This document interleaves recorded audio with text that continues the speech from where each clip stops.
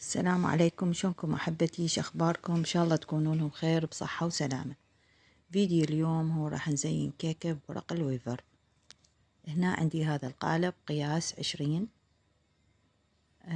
مغلفته بالكريمة وخليته ملاحظة. من تردون تزينون الكيكة بورق الويفر، الأفضل تكون ورا ما تغلفون الكيكة بالكريمة تخلوها شوية تتماسك بالبراد، يعني ساعة ساعتين مجرد تتماسك، وبعدين نبدي نزينها بالورق الويفر.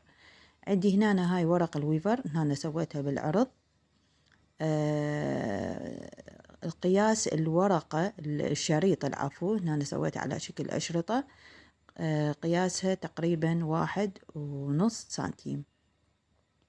عندي ملاحظة همينة، يعني هنا أنا خطأت، المفروض أخذ ارتفاع أيضا الكيكة، ارتفاع العفو يعني الورق يكون نفس مستوى ارتفاع الكيكة، حتى الورق هذا الزايد ما يعني أقصه وحراماتي يعني يصير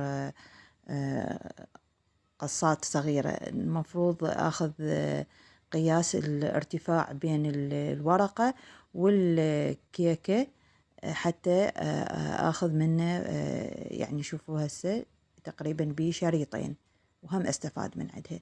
هذا الخطأ اللي سويته.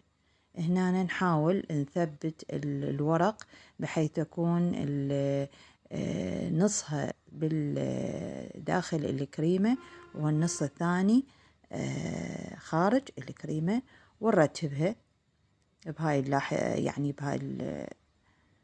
بشكل عشوائي. طبعا يكون التزيين تركون، أنا بالنسبة لي يعني تركت مسافة قصيرة بين كل ورقة وورقة. هنا نكملها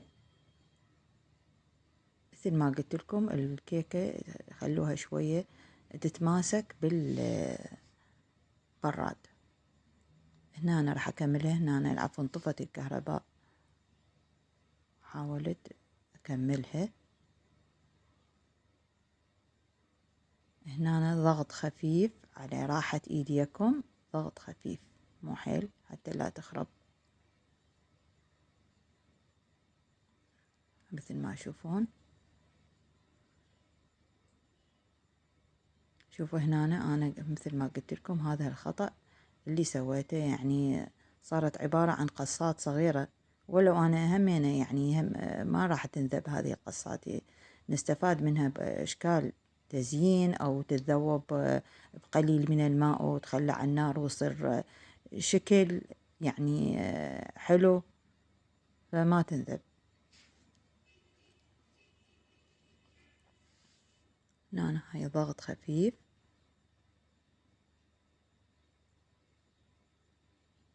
هنا أنا هاي كملتها، وراح أبدي أكمل التزيين هنا بالنمنم الغذائي.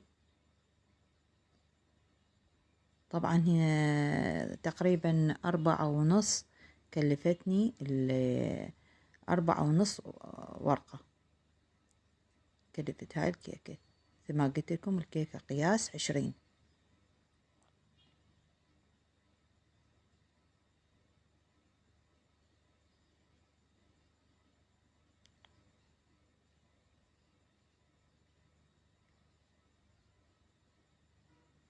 هاي هنا أنا كملت قدامكم، خليت الورق الصناعي.